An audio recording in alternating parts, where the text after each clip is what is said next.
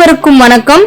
நல்லம்பாக்கத்தில் அமைந்துள்ள திருநல்லமங்கையீஸ்வரி சமேத சொர்ணலிங்கேஸ்வரர் ஆலயத்துல இப்போ முருகப்பெருமானையும் வள்ளி தெய்வானையோட பிரதிஷ்டை செய்யறதுக்கான வேலைகள் எல்லாம் நடந்துகிட்டு இருக்குங்க. சிலை வாங்குவதற்காக உங்களால முடிந்த தொகையை நீங்க கொடுத்து உதவினீங்கன்னா ரொம்ப பெரிய ஒரு கைங்கரியமா இருக்கும். பக்தி ஒளி நேயர்களுக்கு என் அன்பான ஆன்மீக வணக்கம். இன்னைக்கு நம்ம என்ன சாப்டர் பத்தி டிஸ்கஸ் பண்ண போறோம் அப்படின்னா கல்லுப்புங்க. கல்லுப்பை வச்சு நம்ம மகாலட்சுமி கடாட்சத்தை வீட்டுக்கு பரிபூர்ணமா வர வைக்கிறது எப்படி அப்படின்றதுதான் பார்க்க போறோம். ஜென்ரலாவே பாருங்க, வீட்டுல உப்பு நிறைஞ்சு இருக்கணுங்க. எந்த வீட்டுல கல்லுப்பு நிறைஞ்சு இருக்கோ அந்த வீட்டுல மகாலட்சுமியோட வாசம் இருக்குங்க. கல்லுப்பு பாத்தீங்கன்னா மண் இல்லாத விதை இல்லாத கடல்ல தோன்றுது, சரிங்களா? அதனால அதுக்குன்னு இன்னொன்னு பாத்தீங்கன்னா மகாலட்சுமி தாயாரும் கடல்ல இருந்து அவதரிச்சவதான். அதனால கடல்ல இருந்து தோன்ற எல்லாத்துக்குமே பாத்தீங்கன்னா ஒரு அரிய நற்பலன்கள் உண்டு, நேர்மறை ஆற்றல்கள் நிறைய இருக்கு அப்படின்னு தான் சொல்லணும். அதுல பாத்தீங்கன்னா சிப்பி, கல்லுப்பு, முத்து, இப்படி நிறைய விஷயம் நம்ம அதுல சொல்லலாம். அதுல பாருங்க, கல்லுப்பு கல்லுப்பு என்ன பண்ணலாம் அப்படின்னா, வீட்டுல எப்பயுமே பீங்காஞ்சாடி வாங்கி வச்சுக்கோங்க. பீங்காஞ்சாடி ஃபுல்லும் கல்லுப்பு கொட்டி வச்சுக்கோங்க. ஒவ்வொரு மாசம் சம்பளம் வாங்கும் போதும் முதல் செலவு கல்லுப்பு தான் வாங்கணும், சரிங்களா? இது அதீத ஒரு குட் வைப்ரேஷன்ஸை நம்மளுக்கு கொண்டு வரும்.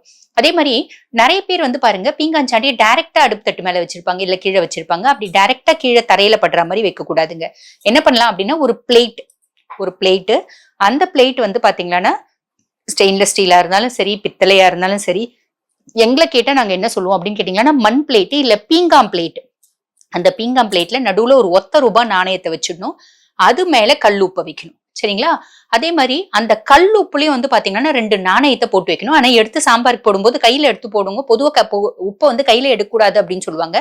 கரண்டில எடுத்து போடும்போது உஷாரா போடணும். காயினை தூக்கி உள்ள போட்டக்கூடாது. அதுக்கு பெஸ்ட் பெரியவங்க என்ன பண்ணுவாங்கன்னா, ஒரு மூட்டை, ஒரு வெள்ளை கலர் துணி, அதுல நல்ல ஒரு 4-5 ₹1 காயின், ₹5 காயின் எல்லாம் மூட்டையா முடிச்சு நல்ல இவ்வளவு பெரிய மூட்டை கல்லுப்புல போடுவாங்க. அது சிலர் 4-5 தான் போயிடுவாங்க, சிலர் 10-15 போட்டு மூட்டை கட்டி வச்சிருக்கிறதையும் நான் பார்த்திருக்கேன். சோ அந்த மாதிரி நீங்க போட்டுக்கோங்க, ரொம்ப விசேஷமா இருக்கும். நம்ம எடுத்து சாம்பார்ல போட்டுற மாட்டோம், பொரியல்ல போட்டுற மாட்டோம். பொரியல்ல போட்டா தெரியும், சாம்பார்ல போட்டா தெரியாது இல்லைங்களா? சோ இந்த மாதிரி பண்ணுங்க. இது ஒரு நல்ல அதிர்ஷ்டத்தையும் யோகத்தையும் ஏற்படுத்தி கொடுக்கும். அதுக்கப்புறம் பாருங்க, பணம் புழங்குற இடம். இப்ப நம்ம பாத்தீங்கன்னா வீட்டுல பீரோல காசு வச்சிருக்கோம்னு வச்சுக்கோங்களேன்.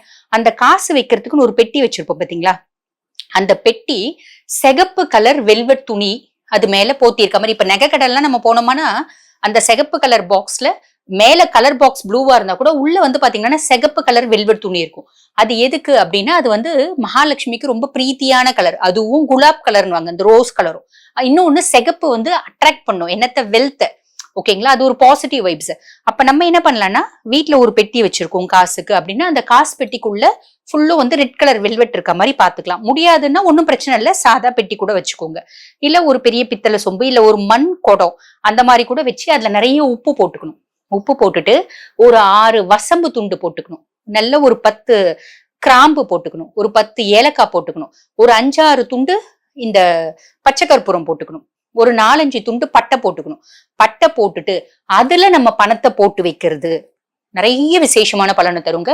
ஒவ்வொரு முறை காசு போடும்போது அந்த உப்புல கை வச்சு எடுக்கணும், ஓகேங்களா? இது வீட்டுல பீரோக்குள்ளையா இருந்தாலும் சரி, இல்ல நம்ம ஒரு வியாபாரம் செய்யறோம், அந்த வியாபாரத்துல கல்லா பெட்டி இருக்கு பாத்தீங்களா, அதுல கூட நம்ம போட்டு வச்சுக்கலாம். என்ன, இந்த வியாபாரத்துல கல்லா பெட்டியில போடும்போது அது மரப்பெட்டியா இருந்தா ரொம்ப நாள் உப்பு இருக்கும்போது அந்த மரத்துல விரிசல் விடுது, நான் பாத்திருக்கேன்.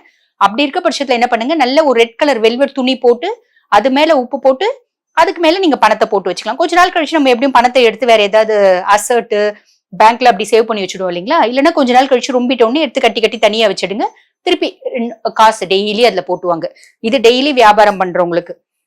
மாச சம்பளக்காருக்கு வீட்டுல பீரோல இப்படி வச்சு அந்த காசு வச்சோடனே அந்த உப்பை தொடும்போது என்ன ஆகும்னா, அந்த காசு அங்கேயே நிலைச்சு நிற்கும்.